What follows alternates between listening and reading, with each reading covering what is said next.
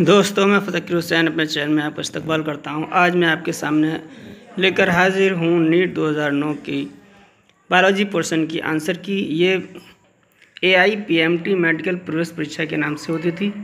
आज ये परीक्षा नीट के नाम से होती है। पहले ये परीक्षा 2 चरणों में होती थी, मेंस और स्क्रीनिंग। स्क्रीनिंग में 200 प्रश्न, 50 फिजिक्स, 50 केमिस्ट्री और 100 बायोलॉजी के, और मेंस में 120 प्रश्न, 30 फिजिक्स, 30 केमिस्ट्री और 60 बायोलॉजी के होते थे।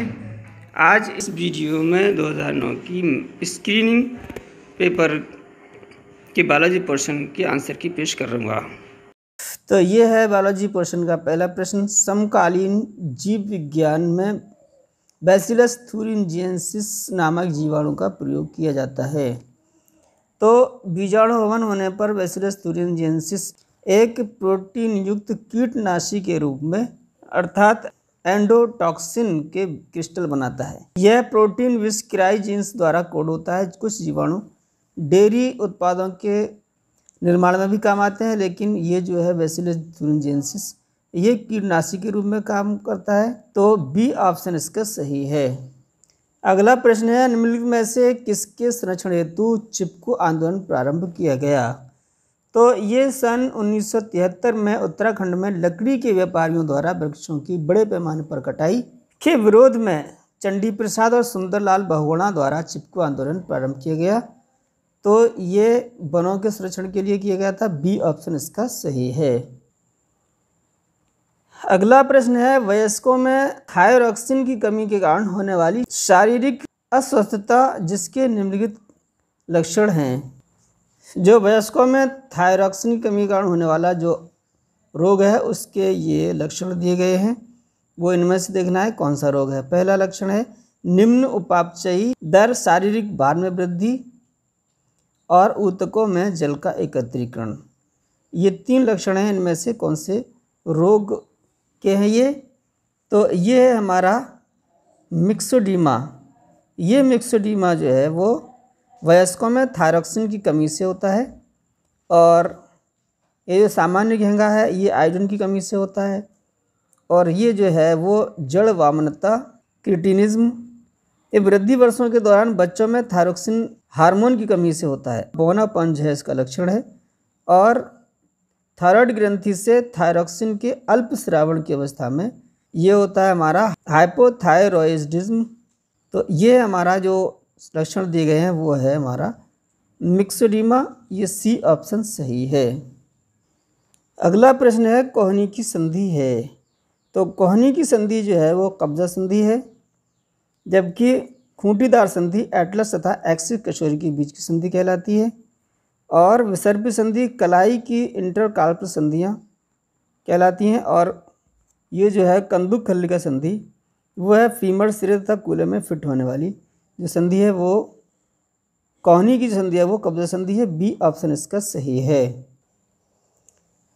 5वां प्रश्न है, जल क्रमक में पादपों का सही क्रम। तो जल में प्रारंभ होने वाला जो अनुक्रम है वो जल क्रमक कहलाता है। इसकी अवस्थाएं हैं। इसमें पहली अवस्था है वो है पादप पिलवक अवस्था। इसका जो उदाहरण है वो बॉल बॉक्स है। दूसरी अवस्था है जड़ित निमग्न अवस्था, ये है हाइड्रिल्ला। इसका उदाहरण है प्लावन अवस्था है, ये पिस्टिया है इसकी उदाहरण। रीड स्वैम्प अवस्था, इसके लिए उदाहरण है सिरपस। और अगली अवस्था वनस्थलीय अवस्था, तो ये लेंटाना। और ये अवस्था वन अवस्था, तो ये ऑक्टस का उदाहरण है। तो इसका जो पादपों का सही क्रम वो बी ऑप्शन में दिया गया है। तो बी ऑप्शन इसका सही है। अगला प्रश्न है, संगृहित भोजन के रूप में मैनिटॉल पाया जाता है। तो संगृहित भोजन के रूप में मैनिटॉल फ्यूकस में पाया जाता है। कारा में संगृहित भोजन स्टार्च के रूप में पाया जाता है। सी ऑप्शन हमारा सही है। पोरफायरा तथा ग्रेसिलेरिया में संगृहित भोजन फ्लोरिडियन स्टार्च के रूप में पाया जाता है। अगला प्रश्न है, श्वसनिकाओं तथा फैलोपियन नलिकाओं की भीतरी सतह पर उपस्थित उपकला ऊतक होता है। यह है घनाकार उपकला। ये वृक्कों के कुछ भागों में उपस्थित होती है। ग्रंथिल उपकला ये स्रावी क्रियाओं हेतु विशिष्टीकृत होती है। और शल्की उपकला ये रक्त वाहिकाओं, लिम्फ वाहिकाओं आदि को स्थिरित करती है। पक्षमाभी उपकला है ये श्वसनीयों तथा फैलोपियन नलिकाओं को स्थिरित करता है। तो सी ऑप्शन हमारा सही है। अगला प्रश्न है, भोजन के निम्नलिखित घटक युग्मों में से कौन मनुष्य के आमाशय में पूर्ण रूप से अपचित अवस्था में पहुंचता है? मनुष्य में स्टार्च का पाचन मुख्य ग्रसनी गुहा में होता है, सेलुलोज का पाचन नहीं होता। अब इस समय आ गया, वसा का पाचन छोटी आंत में होता है, अतः वसा तथा सेलुलोज मनुष्य के आमाशय में पूर्ण रूप से अपचित अवस्था में पहुंचते हैं। सी ऑप्शन इसका सही है। अगला प्रश्न है, निम्नलिखित में से किस जीव में यूरिक अम्ल मुख्य नाइट्रोजनी उत्सर्जी पदार्थ होता है? मुख्य नाइट्रोजनी उत्सर्जी पदार्थ के रूप में मनुष्य और मेंढक यूरिया का उत्सर्जन करते हैं, और केंचुआ जो है वो 40% यूरिया, 20% अमोनिया और 40% अमीनो अम्ल उत्सर्जित करता है। अब ये रहेगा हमारा कॉकरोच, ये नाइट्रोजनी वर्ज्य उत्पाद के रूप में यूरिक अम्ल का उत्सर्जन करता है। तो सी ऑप्शन हमारा सही है। अगला प्रश्न है, निम्नलिखित में से किस जीव समूह के जंतु द्विपार्श्वीय सममित तथा त्रिस्तरीय होते हैं? तो सीरेंट्रेट्स जो है अरीय सममित तथा द्विस्तरीय जंतु होते हैं। टीनोफोर जंतु द्विअरीय सममित तथा द्विस्तरीय जंतु होते हैं, और स्पंज जो है असममित तथा द्विस्तरीय जंतु होते हैं। अब ये है हमारा एस्केलमंथीस, ये जो है इसके जंतु द्विपार्श्वीय सममित तथा त्रिस्तरीय होते हैं। तो बी ऑप्शन हमारा सही है। निम्नलिखित में से किस राष्ट्रीय उद्यान में बाघ नहीं पाया जाता? तो ये है हमारा रणथंभौर, ये राजस्थान में है। ये सुंदरबन, ये है हमारा पश्चिम बंगाल में, और जिम कॉर्बेट ये है उत्तराखंड में। ये तीनों ही बाघ संरक्षण उद्यान हैं। ये है हमारा गिर राष्ट्रीय उद्यान, ये गुजरात में है। ये बाघ संरक्षण से संबंधित नहीं है। तो सी ऑप्शन हमारा सही है। अगला प्रश्न है, अंडे में पीतक की मात्रा एवं वितरण में परिवर्तन प्रभावित करता है? तो ये था हमारा प्रश्न, अंडे में पीतक की मात्रा एवं वितरण में परिवर्तन प्रभावित करता है। तो ये विदलन के प्रकार को अंड पीतक की मात्रा तथा इसके वितरण निर्धारित करते हैं। तो इस आधार पर विदलन के दो प्रकार हो सकते हैं, एक पूर्णभंजी तथा दूसरा अंशभंजी। तो बी ऑप्शन इसका सही है। 1 वर्ष से कम आयु के शिशुओं में स्तनपात के स्थान पर निम्न प्रोटीन एवं निम्न कैलोरी युक्त भोजन देने के कारण होने वाला रोग है। तो ये है हमारा रिकेट्स, जो विटामिन डी की कमी से होता है। और ये है हमारा क्वाशियोरकर, ये भोजन में प्रोटीन की कमी के कारण होने वाला रोग है। और पेलाग्रा, ये विटामिन B5 की कमी से होता है। ये जो है लंबे समय तक भूखे रहने पर शिशुओं में प्रोटीन तथा ऊर्जा दोनों ही कमी से होने वाला रोग वो है मेरेस्मस। तो ए ऑप्शन इसका सही है।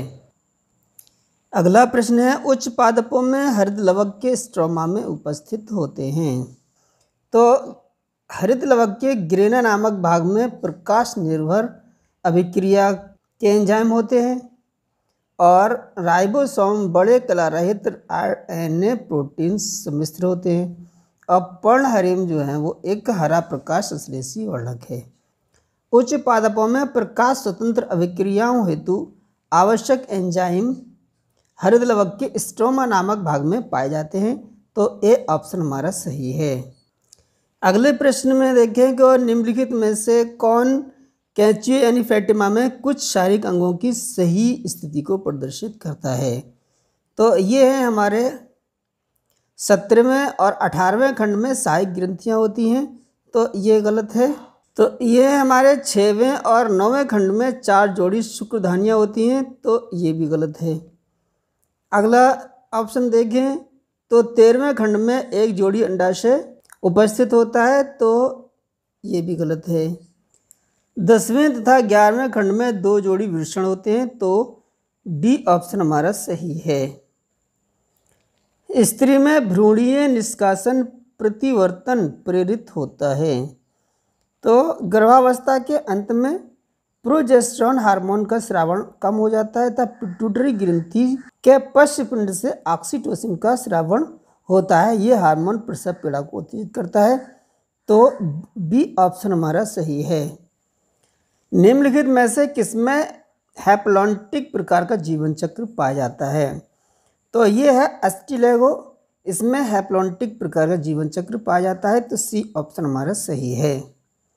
अगला प्रश्न है, जैव इथेनॉल के उत्पादन के लिए आप निम्नलिखित में से किस पादप जाति का चयन करेंगे?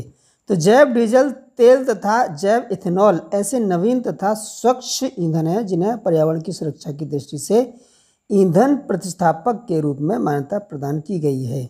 शकरकंद, जियामेज, गन्ना तथा ज्वार ये 4 फसलें महत्वपूर्ण फसलें हैं, एल्कोहल फसलें इन्हें कहा गया है। तो बी ऑप्शन हमारा सही है। मनुष्य के मस्तिष्क का कौन सा भाग शारीरिक तापमान के नियंत्रण से संबंधित है? ये हमारा पहला है मेड्यूला ऑब्लंगेटा। ये जो है वो हृदय स्पंदन, श्वसन, पाचन, रक्तदाब, अनैच्छिक क्रियाएं, मूत्र आदि क्रियाओं का केंद्र है। तो ये तो नहीं है तापमान के लिए। यह है अनुमस्तिष्क। ये अनुमस्तिष्क मांसपेशियों, जोड़ों, संवेदी अंगों का ग्रहण करता है। तो ये भी नहीं है। प्रमस्तिष्क ये बुद्धि, भावनाओं, इच्छा शक्ति, स्मृति, चेतना एवं कल्पना आदि का केंद्र होता है। चौथा ऑप्शन हमारा ये है हाइपोथैलेमस। ये हाइपोथैलेमस जो है भूख, प्यास, पसीना, निद्रा, थकान, ताप, क्रोध, आनंद, प्रेम, घृणा तथा संतुष्टि आदि का केंद्र होता है। तो डी ऑप्शन हमारा सही है। 20वां प्रश्न है, निम्नलिखित में से कौन एक शारीरिक अंग तथा उसकी गति से संबंधित मांसपेशीय प्रकार के सही युग्मन को प्रदर्शित करता है?